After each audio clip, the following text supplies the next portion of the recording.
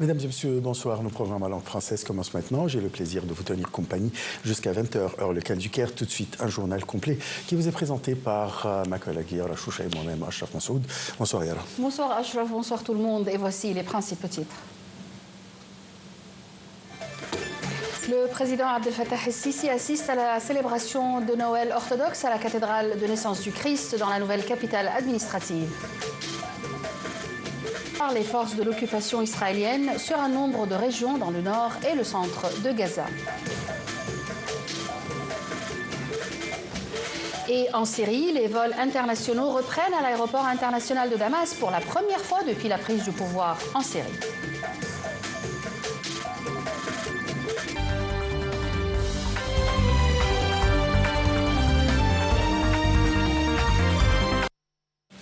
Et nous commençons notre journal avec le président Abdel Fattah el-Sisi qui a assisté hier à la célébration de Noël à la cathédrale de naissance du Christ dans la nouvelle capitale administrative.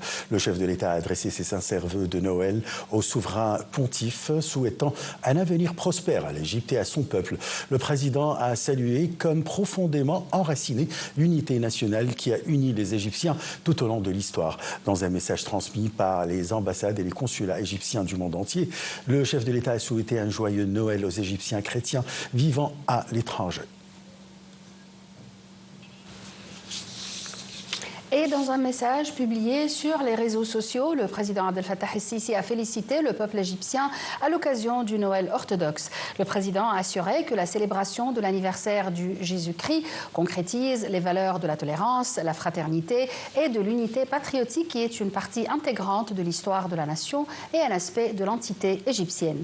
Le chef de l'État a souligné que l'Égypte sera toujours un modèle phare de coexistence, d'unité et d'affection qui lie tous les Égyptiens.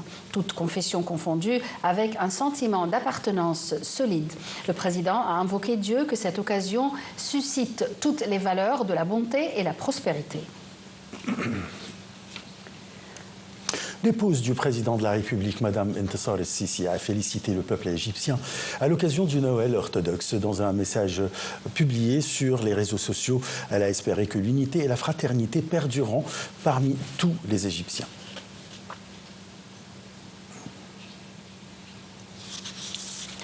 Le commandant général des forces armées, ministre de la Défense et de la production militaire, le général d'armée Abdelmajid Sakr, a félicité sa sainteté, le pape Tawadros II, pape d'Alexandrie et patriarche de l'église de Saint-Marc à l'occasion du Noël orthodoxe. Dans son message de félicitations, le commandant général a exprimé la fierté des forces armées, des positions nationales des frères chrétiens, assurant la cohésion et l'unité du peuple égyptien. À cette occasion, le ministre de la Défense a également félicité les commandants, les officiers, les soldats et tous les travailleurs chrétiens des forces armées. Pour sa part, le chef d'état-major des forces armées, le général des corps d'armée, Ahmed Khalifa, a également envoyé un message de vœux au pape Tawadros II et un message similaire aux commandants, officiers et travailleurs chrétiens des forces armées à l'occasion du Noël orthodoxe.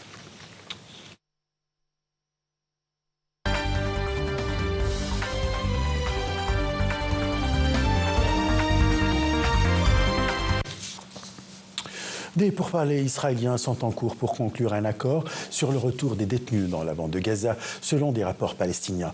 Le mini-conseil ministériel israélien se réunit aujourd'hui pour discuter de la question du retour des détenus, selon la même source, ajoutant que le ministre israélien de l'énergie a déclaré que son ministère était obligé de faire n'importe quoi afin de renvoyer les détenus. Le chef de l'opposition israélienne, Yair Lapid, a exprimé son soutien à tout accord visant à libérer les Israéliens détenus à Gaza. Il a critiqué le Premier ministre israélien Benjamin Netanyahou, l'accusant de saboter les négociations en cours pour la libération des détenus, affirmant que Netanyahou place ses intérêts politiques au-dessus de la sécurité nationale. Il a également déclaré un soutien populaire sans précédent pour arrêter la guerre et conclure un accord pour le retour des otages. Sur le terrain occupé, le ministère palestinien de la Santé a annoncé que 31 morts au cours des dernières 24 heures, 9 Palestiniens de l'occupation israélienne sur un nombre de régions dans le nord et le centre de la bande de Gaza. Selon l'agence d'information palestinienne, 3 Palestiniens ont été tués et d'autres blessés dans un raid de l'aviation de l'ONU. Les forces de l'occupation israélienne ont d'autre part lancé une série de raids à proximité de l'hôpital Kamal Adwan à Beit Lahia au nord de la bande de Gaza. Les forces de l'occupation israélienne ont mené l'attaque contre l'hôpital, obligeant les employés et les patients d'évacuer sous prétexte que l'hôpital représentait un bastion du Hamas. L'Organisation mondiale de la santé a déclaré que les raids israéliens sur l'hôpital ont mis hors service le dernier grand établissement de santé au nord de la bande de Gaza. Le ministère jordanien des Affaires étrangères a condamné ce qui a été publié par des comptes officiels israéliens sur les réseaux sociaux, notamment des cartes de la région qu'ils prétendent être historiques pour Israël. Ces cartes incluent des parties des territoires palestiniens occupés de la Jordanie, du Liban et de la Syrie, en même temps que des déclarations du ministre israélien des Finances appelant à l'annexion de la Cisjordanie et à la création de colonies dans la bande de Gaza. Le ministère jordanien a réaffirmé le rejet absolu de ces politiques qui visent à nier le droit des Palestiniens à établir leur État indépendant et souverain sur les lignes de 1967. Le ministère a également souligné que ces actes ne diminuent en rien la position de la Jordanie ni les droits légitimes du peuple palestinien. Il a insisté sur le fait que ces allégations constituent une violation flagrante du droit international. Le ministre jordanien des Affaires étrangères, Ayman Safadi, a affirmé aujourd'hui que son pays présentera au peuple syrien tout soutien nécessaire pour reconstruire la Syrie. Lors d'une conférence de presse à Amman avec le chef de la diplomatie de la nouvelle administration syrienne, Asad Shaybani, M. Safadi a souligné que la stabilité de la Syrie fait part de la stabilité de la Jordanie. M. Safadi a d'autre part indiqué avoir examiné avec M. Shaybani le dossier du trafic des drogues et des armes, ainsi que les menaces du groupe terroriste Daesh qui essaye de reprendre ses activités. Il a ajouté qu'il s'est accordé avec le ministre syrien sur la coopération pour faire face à ces défis. De son côté, le chef de la diplomatie syrienne, Assad Shaybani, a déclaré que sa visite en Jordanie serait le début de nouvelles relations jordano-syriennes. Il a affirmé que les nouvelles autorités à Damas tiennent à coopérer avec Amman afin de préserver la sécurité et la stabilité dans la région. Il a ajouté avoir examiné avec M. Safadi les dossiers de la reconstruction et de la sécurité hydrique.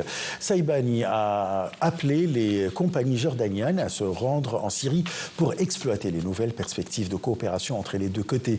Il a aussi réclamé d'exercer davantage de pression pour lever les sanctions imposées contre la Syrie.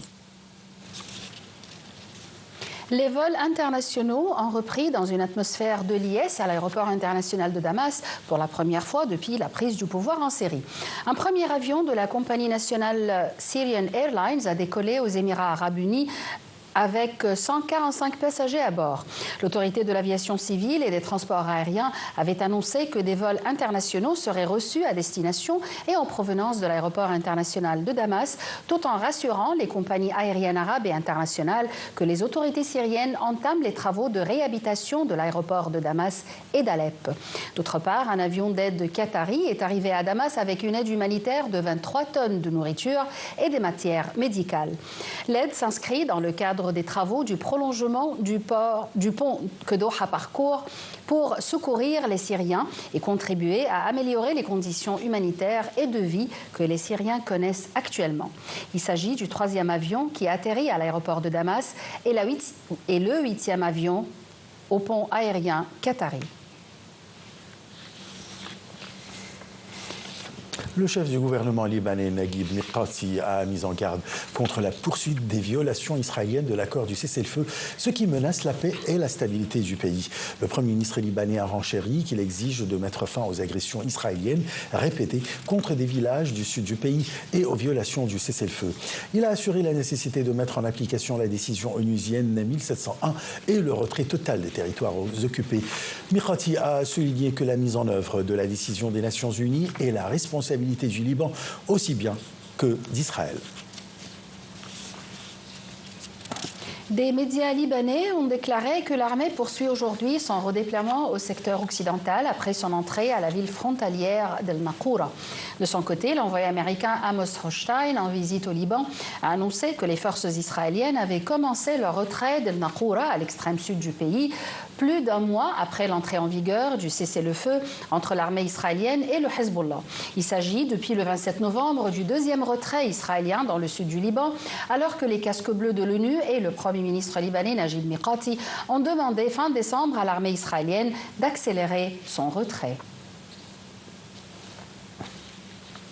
Pour sa part, le ministre des Affaires étrangères, Badr Abdelati, a assuré l'importance d'arriver à un consensus purement libanais pour mettre fin au vide présidentiel.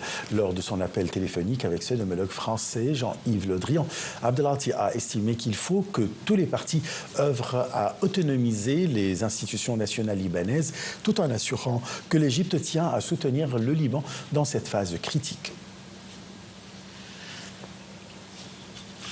Et on passe en Corée du Sud où la justice a émis un nouveau mandat d'arrêt contre le président déchu Yoon Suk-yeol, très attendu par les enquêteurs sud-coréens pour tenter une deuxième fois d'appréhender le chef d'État suspendu de ses fonctions et retranché dans sa résidence de Séoul avec sa garde rapprochée. Le premier mandat d'arrêt émis le 31 décembre a expiré à 15h GMT sans que le bureau d'enquête sur la corruption des hautes personnalités ne parvienne à s'emparer de M. Yoon pour l'interroger.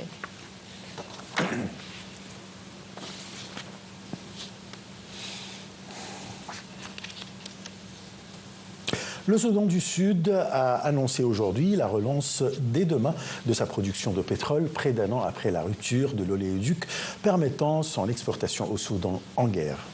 La reprise concerne la production dans les blocs 3 et 7 opérés par la Dor Petroleum Operating County, une des entreprises qui gère au sein d'un consortium le champ pétrolier du Soudan du Sud. Et voici les détails.